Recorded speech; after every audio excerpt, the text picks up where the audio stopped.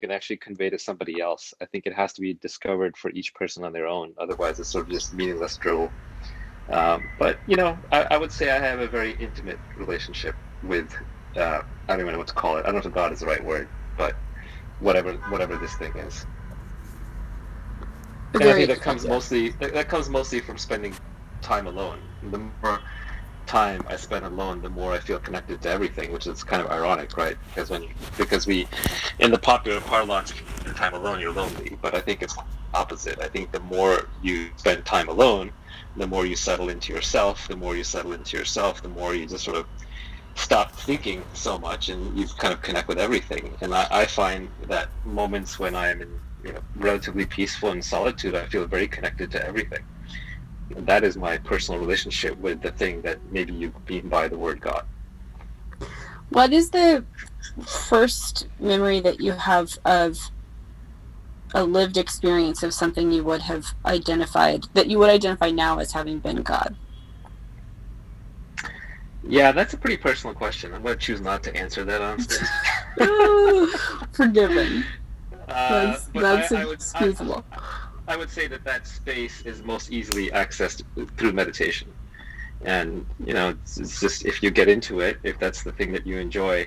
I think for some people, like, it might be runs in nature. For other people, it might be reading scripture. For some people, it might be prayer. For some people, it might just be, I don't know, pick your own, maybe going even kite surfing. But I think it's when we are alone and when we are connected with nature that we feel small and everything else feels big. And there's that moment of awe, AWE, awe. Like, I love that word because that's why I love science, because it's awe-inspiring, right? When you really understand something scientifically that literally blows your mind, quote unquote, then you have this feeling of just awe and just looking at something, and you forget yourself. You feel so small, and everything else feels so big, and you disappear. And that's the moment of connection with God. Mm-hmm. And you can get that by looking at a great piece of art. You can get that by looking at a sunset. You can get that by understanding a scientific principle. You can get that from reading from a line from the Bible or the Bhagavad Gita, or you can get it yourself with your eyes closed when you're meditating, or you're stretching, or doing yoga, or going for a run, or what have you. But those are the moments I live for. And it's those moments where you disappear, and you're just, and it's not that you disappear in the sense that you are nothing, but more in the sense that you become part of everything, right? There's just two sides of the same coin. You can interpret it either way you like. It's worth pointing out, I think, that one can have meaningful belief in God or a relationship to God, and also not necessarily think that God is quote unquote there. For something to be there, I mean, that's actually like a non-trivial philosophical question. That's actually a thorny question, what it even means for something to be there. And in fact, if there's a separate God, where would he or she stand, right? Like, where exactly is this person hanging out? And then whose spot is that? Why is that a separate thing? And then what is that thing? That's right. So one can be actually quite devout and also affirm a understanding of God that basically says God is not there, that God is a withdrawn God. A lot of the most genius religious thinkers in history I don't buy that either. Where would God be withdrawn to? How could God leave the system? If God leaves, then what remains? And if something remains, then what was that created by? And if it was created by something else, well, then that thing is the real God. So God, by definition, cannot withdraw. Everything must be part of God. Everything. So there cannot be a withdrawn God. If there is a God in any sense of the word, that God is everywhere and everyone and in everything at all times. Right on. Yeah, heck if I know, but God sure seems withdrawn to me. I'm not arguing some belief. I'm just arguing pure logic. Like, purely logically, if God were to withdraw, how could God withdraw? Where would God be? And what created the thing that God withdrew into? Or if God were a separate being, then what is everything else? Because maybe that's the real God, because that created everything. So there's the whole idea of God being a separate being, whether withdrawn or whether above us or whether below us or whether around us, just doesn't make any logical sense. Either God is everything and exists everywhere at all times, or there is no God. Take your pick. Yeah, I do think that the interesting loop in what you're saying is that God as a construct exists due to our conscious, sentient experience, which most of the time brings us out of that kind of God construct in which we are just part of everything. I do feel like there's a difference, a meaningful difference between beingness and sentience and consciousness, and then everythingness and like perfect connection. Yeah, look, there's the three popular recent religions, right? Judaism, Christianity, and Islam, which all believe in this concept of a separate God who has a sense of right and wrong. And these are very anthropomorphized religions, right? There's basically saying like, oh yeah, there's an older white man in the sky who runs everything, just like an older white male runs everything down here. Coincidence? No, it's just the divine right of kings. It's society extended large into religion. But I think the older, more serious religions or spirituality movements, whether it's Advaita or Zen or non-dualism or Hinduism, what have you, they have a different concept, right? They don't say God is a separate thing. They say God is everything, and then there are instantiations of that God. There are avatars of that God. There are faces of that God. But God is everything. It's the universe, and it is self. So there's no separation between the self and God. And this is the one thing you discover in meditation, which is that there's just the boundary between yourself and everything else is pretty arbitrary. You can observe everything happening in your body, and you can observe everything happening in your mind, just like you can observe everything happening outside. And if you were truly objective and not scared or fearful for your body's survival, which of course you are, but if you weren't, like say if you were really relaxed, like in a deep state of meditation, then all of that would blur together, and you would have this feeling of oneness. And oneness means no fear. It just brings all that remains as bliss or love or whatever you choose to call it. But I think that is the root of spirituality in all religions, actually. And then in some of the more modern religions, it's gotten turned into this good versus evil, right and wrong. But I always find that one ironic. It's like, okay, God is going to judge me, really? Well, then that means that I must somehow independently be responsible for my actions. That means that there's something within me that can override my DNA, and it can override my conditioning, which were, of course, environmentally all provided by God. So then there's something separate in me that can make decisions and be judged, which means that I am free from God. God has no control over me. So in that case, aren't I God? Like, aren't I an equal? Like, what gives God the right to judge me? The whole thing makes no logical sense. But yet here we are with the majority of the world falling into those few religions. Well, isn't it possible to imagine that we do live in a simulation, and that the simulator is another name for God, and God is basically sitting outside the simulation, watching the simulation play out? Simulation theory doesn't solve anything, because it's just bumping God up one more level and just calling him or her the great programmer instead. It's still the exact same questions with the exact same answers. The only thing that simulation theory adds is it adds a probability-based explanation as to how the mechanism that a God might use. But otherwise the same thing, because again, how can a God judge you in a simulation when that God programmed that simulation? That's like me programming a video game and then holding the characters in the video game responsible for their actions. I programmed the damn game. Yeah. So, yeah. No, I totally agree that personally that the simulation argument doesn't really reconcile. It doesn't actually solve any problems, and in fact, it maps so neatly onto Buddhism that it's almost got to be more than a coincidence, right? Which is, in Buddhism, you have reincarnation. In the simulation, you have multiple lives. You just like insert another quarter and try again.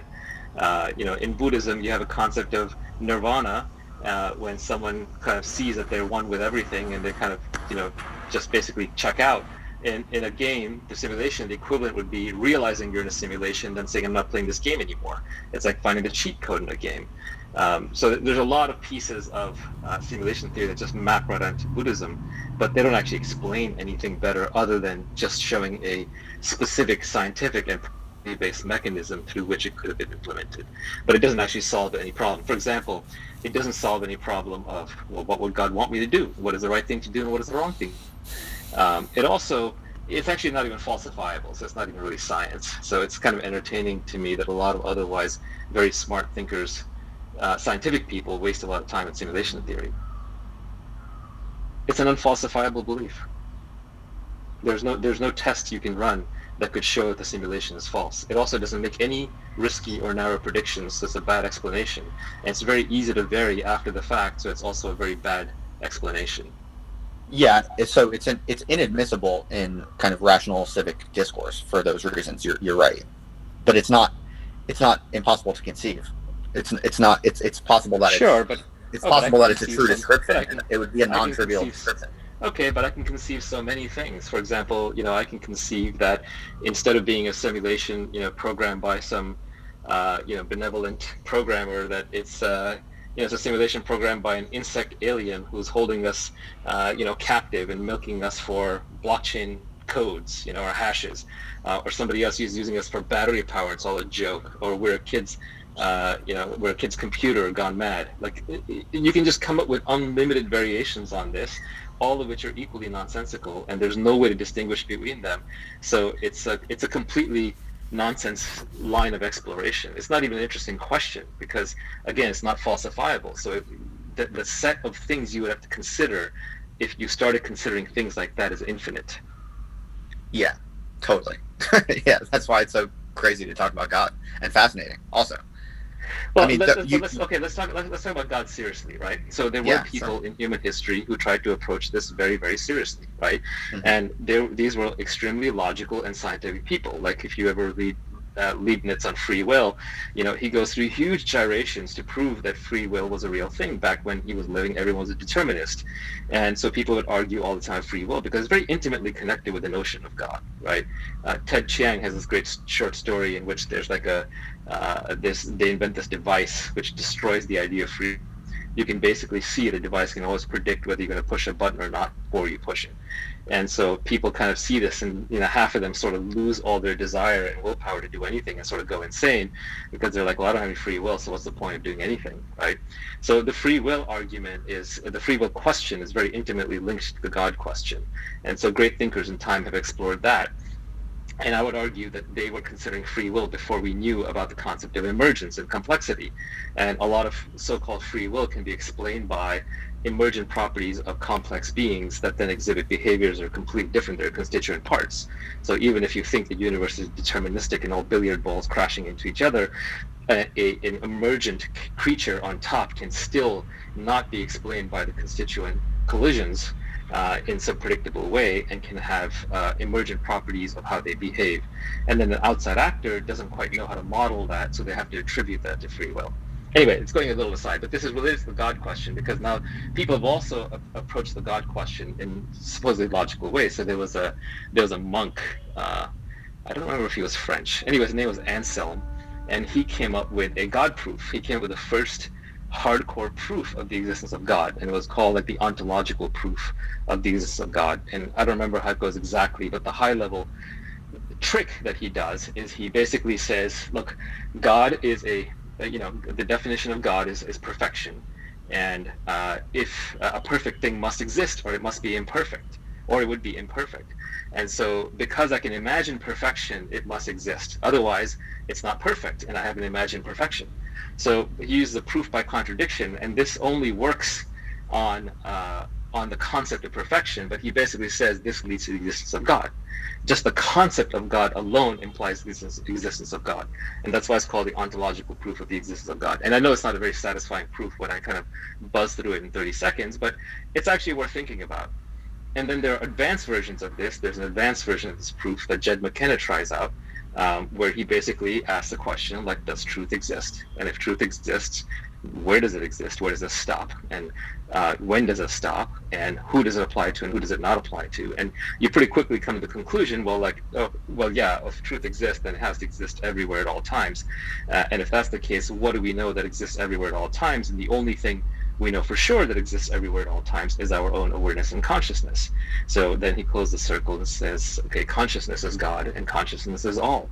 Everything is consciousness. Again, not satisfying when I buzz through it, but worth listening to. Sorry, I'm rambling. You want to say something? No. Well, I Cool. definitely I want the room to be able to comment. I also want to at least bookmark that one of my, I guess, issues with Buddhism is that I don't think it sufficiently considers that being and consciousness, etc., have like tremendous amounts of constraints, actually, which are not equal in all space and time necessarily. But anyways, Such as?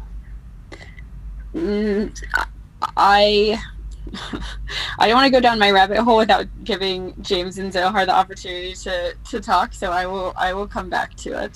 That's fine. No, you can't escape. I don't We're mean to really. put you on the I spot. think we're. No, you should go down this rabbit hole. I'm fascinated by this.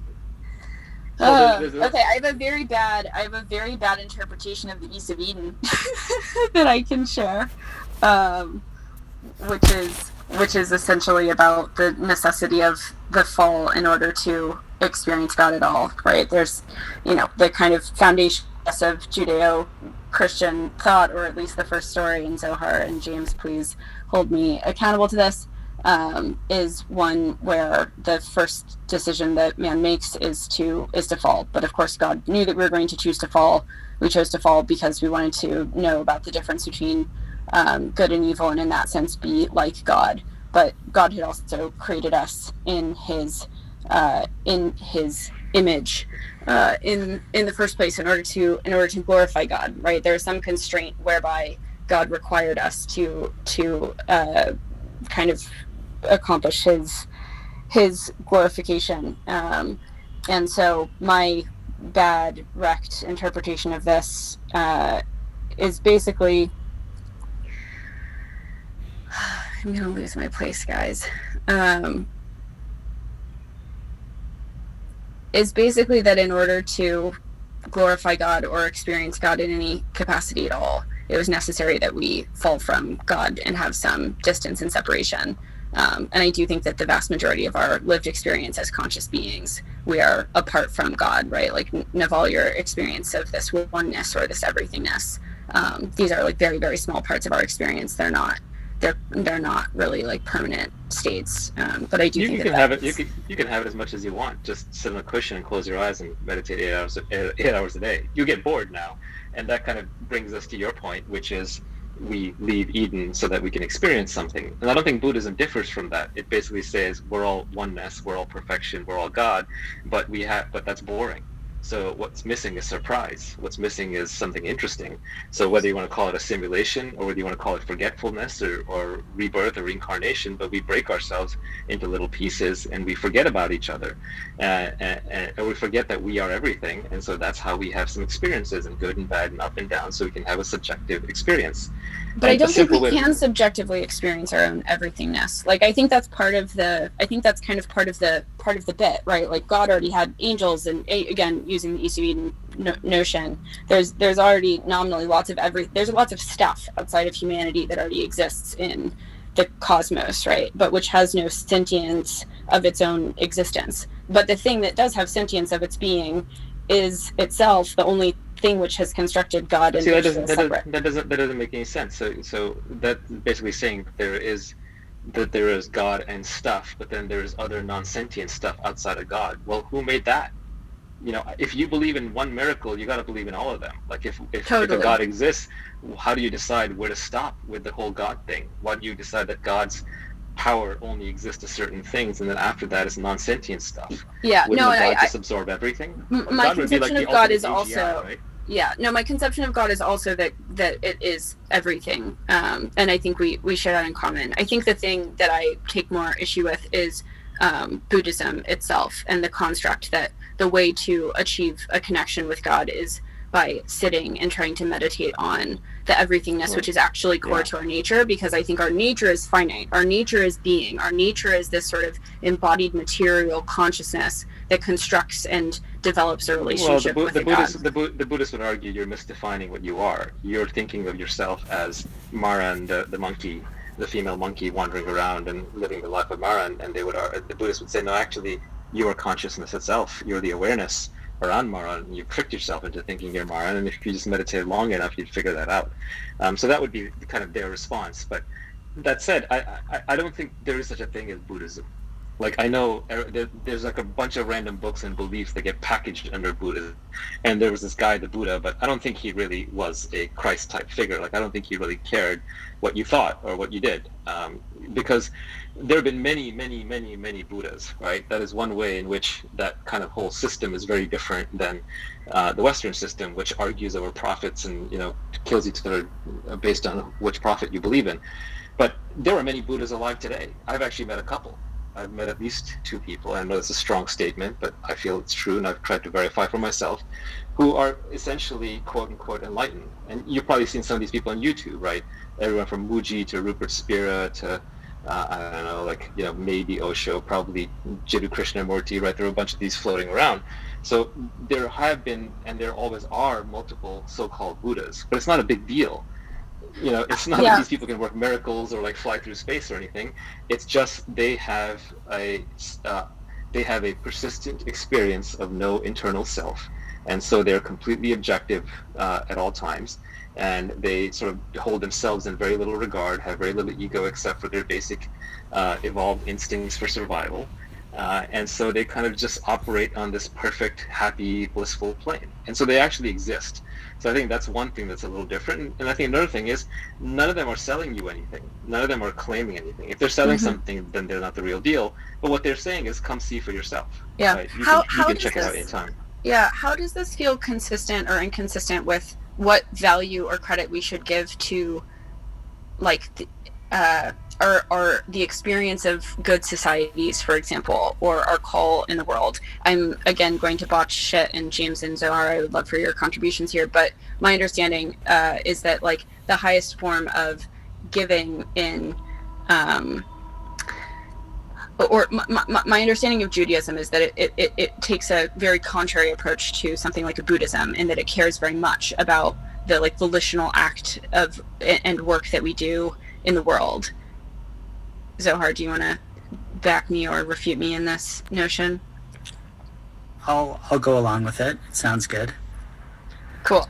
The thing that I, as in my, like, Judeo-Christian Western stance, love about this is that there are, and having been raised a Christian, right, the notion of, like, that which ye have done to the least of my brothers you've done to me. I think there's a lot that comes from a respect for the finiteness of our being on this earth and the materiality of our experience that has created societies which can feed people and replenish them in ways that feel meaningful. And at least insofar as I guess maybe your concepts of God maybe are above notions of goodness and evil, which maybe makes this different than for me. Good and evil are human and societal constructs. To a tree there is no good or evil other than, like, if the tree gets knocked down, right? If it watches, like, Cain killing Abel or Abel killing Cain, the tree doesn't care. So good and evil are entirely subjective definitions. But I think of these religions, they're not like bad things. They're actually very powerful, potentially very good things. They're cultural operating systems. They are sets of shared beliefs, sacrifices, values, how-tos, to-dos, and some basic rules for, how to behave and kind of what God and the universe looks like, so the average person can kind of just say, okay, this is the minimum efficient set we can all believe in and operate with each other, and then we all eat together, and we go to war together, and we raise families together, and we know how to live together. So these are cultural OSs, but I don't take them incredibly seriously in their detailed pronouncements, because they're much more likely to be collections of efficient social codes that are good for society, but they're not good for the individual. True religion is individual. True spirituality is individual. You either have a direct relationship with your creator if you believe in one, or you don't. But an intermediate relationship is actually, I would argue, worse than no relationship. I mean, I'm inclined to think that if they are good operating systems, as you're willing to admit, and arguably better operating systems than the default kind of liberal, atheistic, secular operating system, then that's enough in my mind to make them true. Well, but they can't all be true, right? There's a great old Far Side cartoon where all these people are standing outside the pearly gates, and there's a Hindu and a Christian and a Buddhist and whatnot, and St. Peter gets up and opens a scroll and says, "Oh, the correct answer is Mormon. The correct answer was Mormon." Right? And I think that, like, just tells you sort of, like, the problem with the religions is the way they're laid out is they're mutually exclusive. They can't all be right. And so if Christianity is true, then Islam is false, and Judaism is false. If Islam is correct, then the others are false, right? So that right there, and then what are the odds? So how would you measure the relative? How would you measure the relative truth or falsity of any one of these I think concepts? I don't like to think of them as right or wrong or good or bad. I think they're just cultural and sociological constructs for the people in that region to get along. I think deep down, when they say God, and if you put someone in a room and you lock them up for call it 24 hours, and there's nothing in the room, you're like, I'm going to lock you in this room for 24 hours, and I want you to focus on nothing but whatever comes to mind when you think about God, right? I want you to feel God. I just want you to feel it.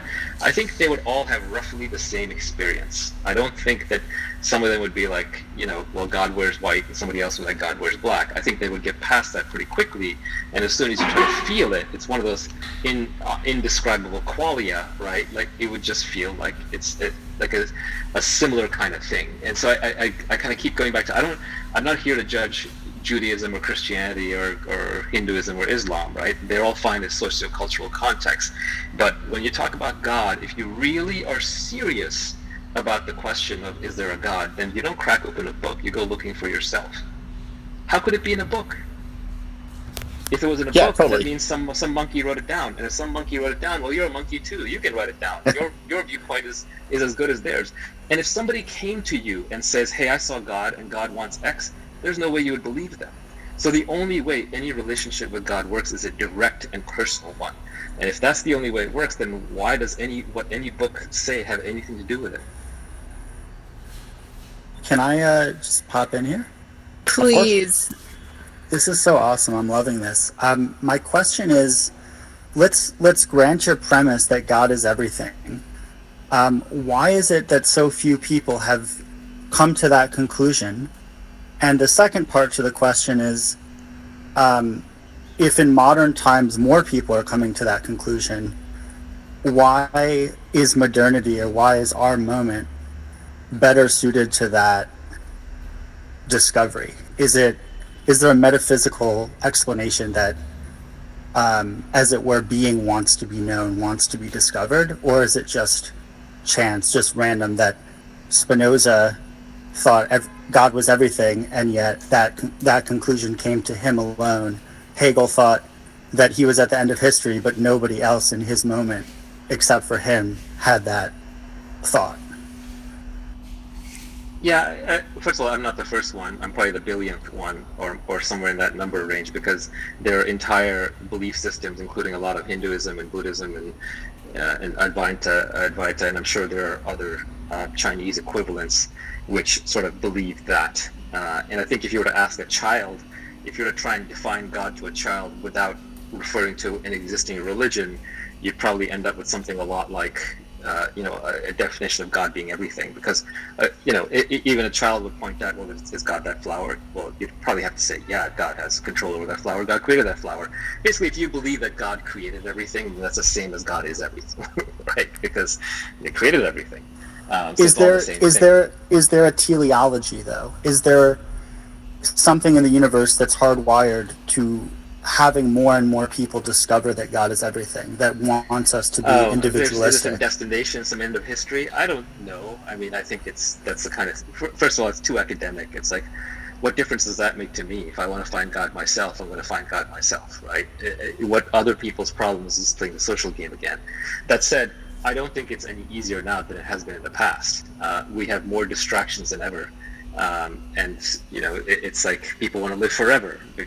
Everyone wants to travel the world. Everyone wants to eat every kind of food. People can't settle down because they can date everybody, right? So we have more ups and downs and distractions. We're addicted to our phones. So I think the amount of time spent in solitude is going down. And I think finding this kind of true spirituality is only possible in solitude.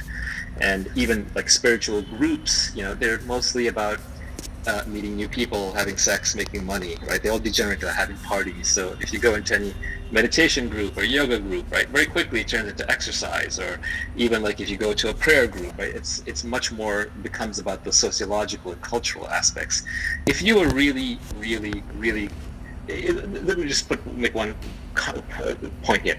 If you really thought that there's a strong possibility that God exists, and if you had thought that through, you would realize that there is nothing more important in your life, and I mean absolutely nothing, than establishing a connection with that. And so if you then, once you come to that realization, you literally wouldn't leave the house.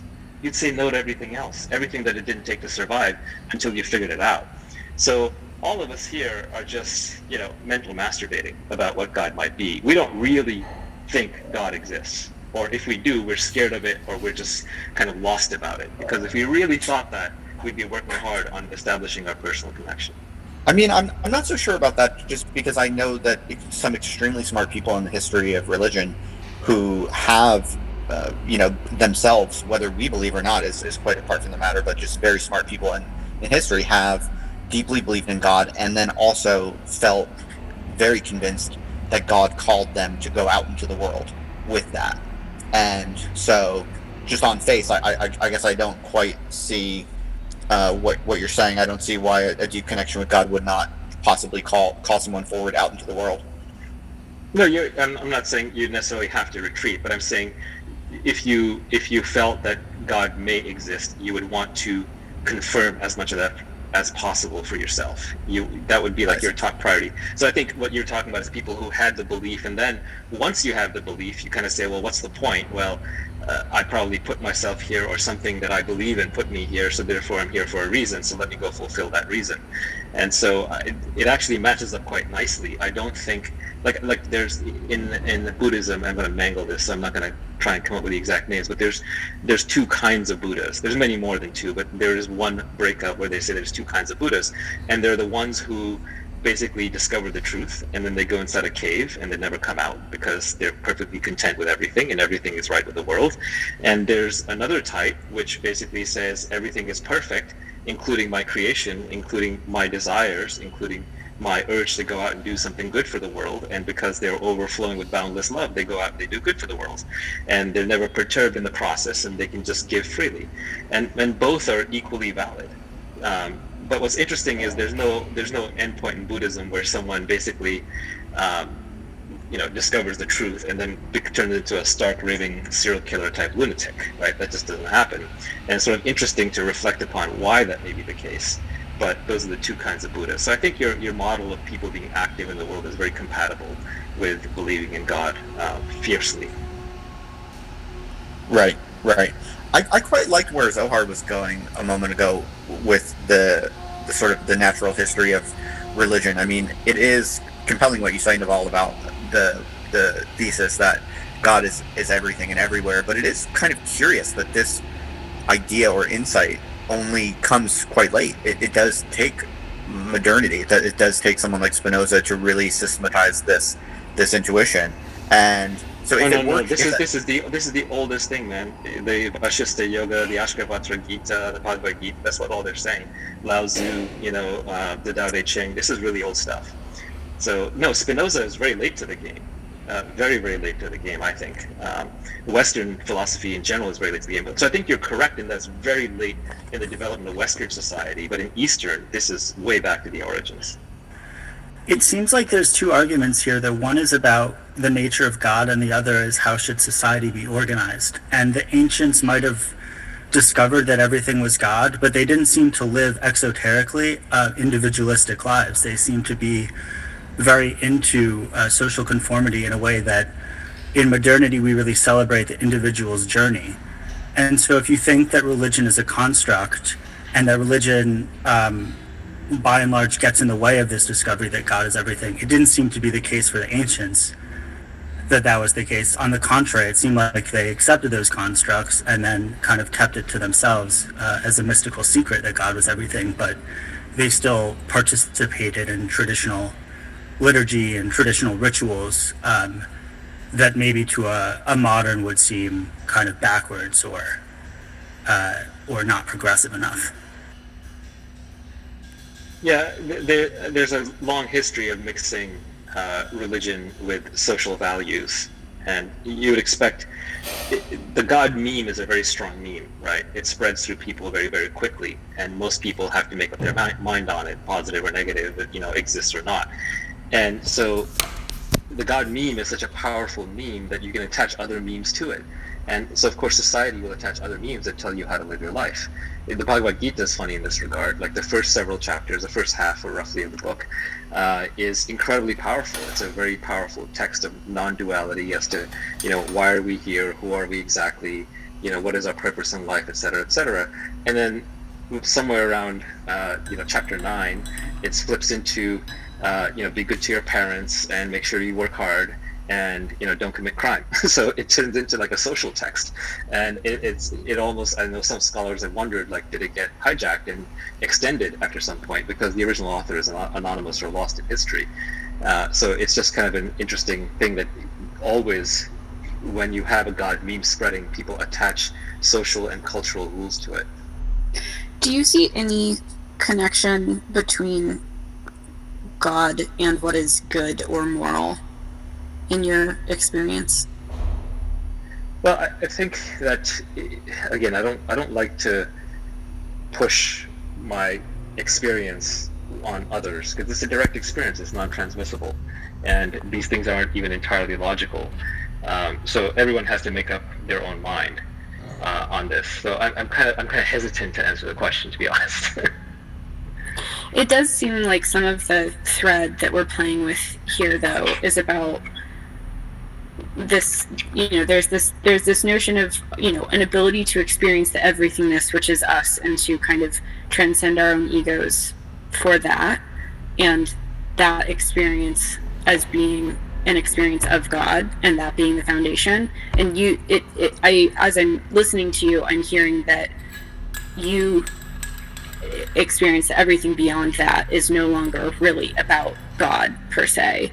Any concept or construct that comes on top of that is really more about our own packages as people and our psychologies and inclinations and social cultural needs. Well, part of the problem with discussing this topic is that God is not only beyond words, God is beyond the mind altogether. Because if you believe the construct, or if you accept the construct that God is everything, then by definition you can't experience it fully, right? The mind divides. That's what the mind does. It analyzes as it means to split. So we split things with words and concepts. We divide the world and we make it manageable, and then we can form chains of logical reasoning and action that let us function in the world. But the very act of the mind is to split the world into pieces. Before you have a mind, a notion of mind, when you're just maybe a newborn baby, maybe in the beginning you don't even know 3 dimensions versus 2 dimensions. It's just the field is moving, and then you realize, oh, actually I'm moving in 3 dimensions. And then the next thing you split the world with is you probably say, oh, that is a figure moving against a background. It's not just paint spilling around all over. Then you say, oh, that's probably like an organic being, and that's an inorganic thing, and so on and so forth. So it's the nature of the mind to split the world. And if there is such a thing as a God that is everything, if you believe that, then by definition the mind is always in the way of seeing that thing, and articulating it is an impossibility. So any relationship with a God as an everything must be a personal one. It's a felt and lived experience that is beyond the mind and beyond words. Yeah, and this is the place where I feel I start to differ, which is I think we needed a mind in order to experience God at all. And outside of mind, how is there an experience of God? So I understand that there's a relationship there where you achieve your own smallness by stopping with the mensing, and that the mensing is oftentimes what gets us away from our relationships to God. And it strikes me as a necessary piece of our minds, however limiting, are also salvific in that they make it possible to reason about the concept of everything in the first place. And I think it's therefore of a higher priority, and maybe something we should value at a little bit of a greater level, and inquire about. I guess I would just say that there are definitely experiences you can have that are beyond the mind. You can maybe totally. without getting prescriptive about it, you can have experiences where the mind itself is still not active within those experiences, and those are very interesting experiences. Yeah, I definitely agree with that. And I guess where does mind fit all of this, and how critical is it? And the Word was with God, and the Word was God. John, in writing this verse, does this really lovely thing where in the beginning was the Word. He uses the Greek word logos, right? Logos is about the ability to understand, the ability to make sense of things, the fact that that's possible at all, which of course is a huge Greek construct. And so in the beginning is the possibility of understanding. The thing that's really lovely about what John does there is that he has logos mean Christ there, right? So in the beginning was the Word, who is Christ, and the Word, Christ, was with God, and the Word was God. And the thing that I really love about this idea is that John essentially put Christ as the salvific character, which allows us to have a relationship with God through an ability to reason, which I find quite lovely. Yeah, I have to be careful talking about religion. At some point, I'm just going to get canceled over it. So, Naval, you're uncancelable. This is what are you possibly going to do or say? no, I mean, I just have a hard time taking any religion story seriously that involves specific people. Well, I don't think you're going to It's get canceled for that. Why I don't. that one? Why not Frederick? I don't think. Yeah, I but don't think why anyone not gets. Frederick? Why not? Yeah, why not Timmy? Lots of people. Anyway, I'm not going to go Well, there. I don't think anyone gets canceled for that nowadays. I think that's a very high status view. That's the dominant view, I would say. Yeah, fair enough. I don't want to step on anyone's treasured beliefs. I would just Oh no, say we're that cool here. I We're cool here yeah. with anything Yeah, it's goes. just between us 6 friends, right? Yeah, just between us 6 friends. No one else is Scope listening. the title, Naval. Scope the title. Yeah. Well, something that's come up a little bit is that I think we in Western culture we have this strong civic tradition in which only rational deliberation is considered legitimate public discourse, and that there's a lot of merit to that. There are very good reasons why we have kind of evolved norms around not making claims to revelation in the public sphere. But the fact of the matter is that people do have all kinds of weird and interesting personal experiences, as you were mentioning before, Naval. And I think it's an unfortunate fact that public intellectuals in the West always want to stop themselves short of simply talking about those experiences and categorizing them, sharing them, revealing them, and just trying to compare notes on them. I consider that they don't want to look stupid, right? Because exactly. religion in the intelligentsia is associated with stupid people, and so there's a fear of being ostracized, a little bit of imposter syndrome. Like, oh, if I go out there and start talking about God, they're all going to think I'm stupid, but I really want to be seen as smart because I went to Harvard and I got a degree in psychology, and all my friends are atheists, right? But the reality is, they all have religions. Everyone has a religion, right? Whether it's progressivism or whether it's MAGA or whether it's Islam or Judaism.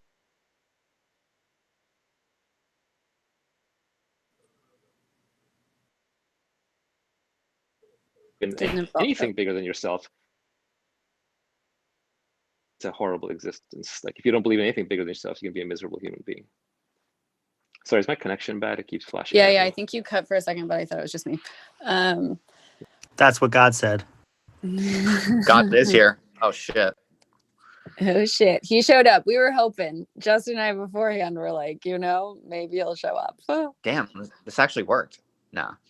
Yeah, so I don't know. So I think that's a shame, though, that public intellectuals in the West disallow themselves the freedom of at least just comparing notes on the different experiences, insights, intuitions, hunches, hypotheses, because in some ways it is a betrayal of the real intellectual vocation. In some way, the true public intellectual must report the full data set, and if that data set includes anomalies and weird experiences and feelings and hunches related to the supernatural or the non-material, then we do ourselves a disservice, I think, as thinkers, to not go fully into all of those nooks and crannies publicly and analytically.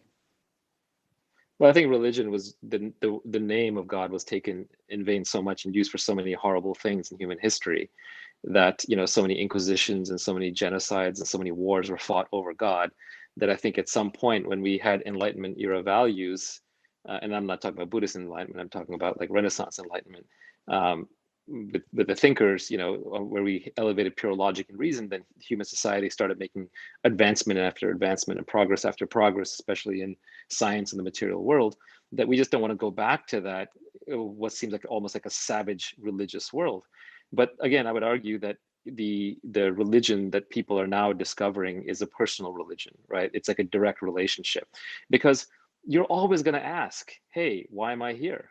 How did I get here? What's the point of all this? Wait, if I die and all this goes to zero, like, what am I supposed to be doing with my time? Why do I feel unfulfilled, right? These are like such basic questions that they're never going to go away.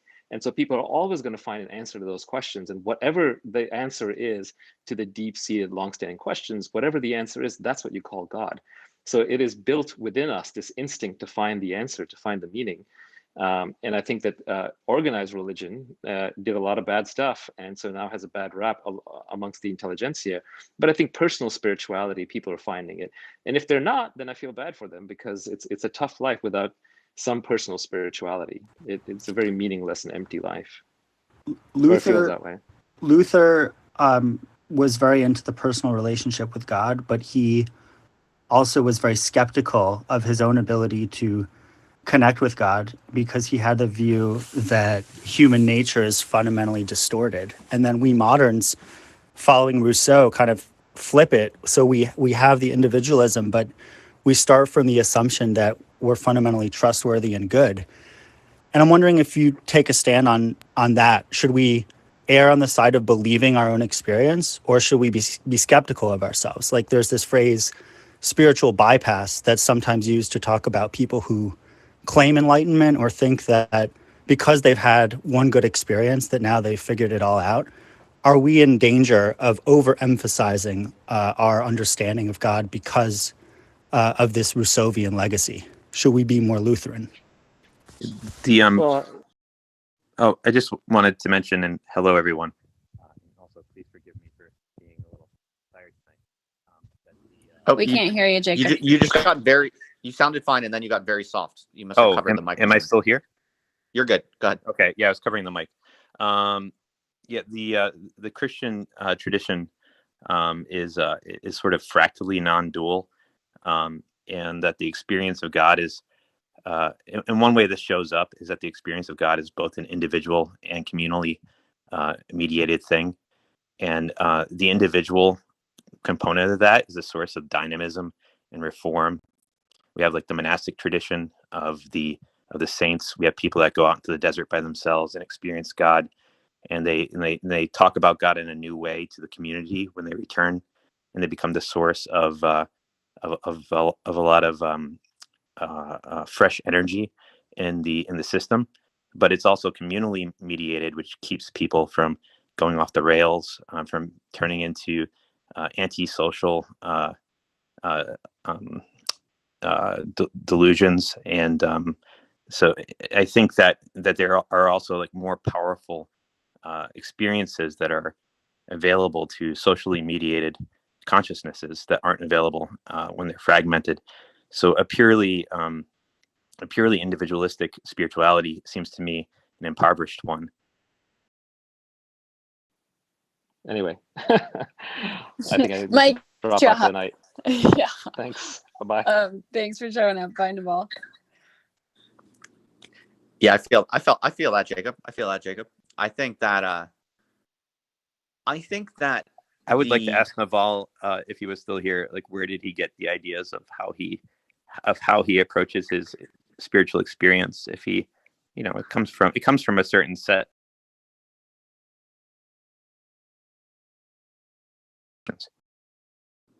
Yeah. I think the thing. Do you guys know Martha Nussbaum? Anyone on stage? Not personally, but I know of her work a little bit. For sure. I love her, and one of the things that she really values is narrative as a way of experiencing ourselves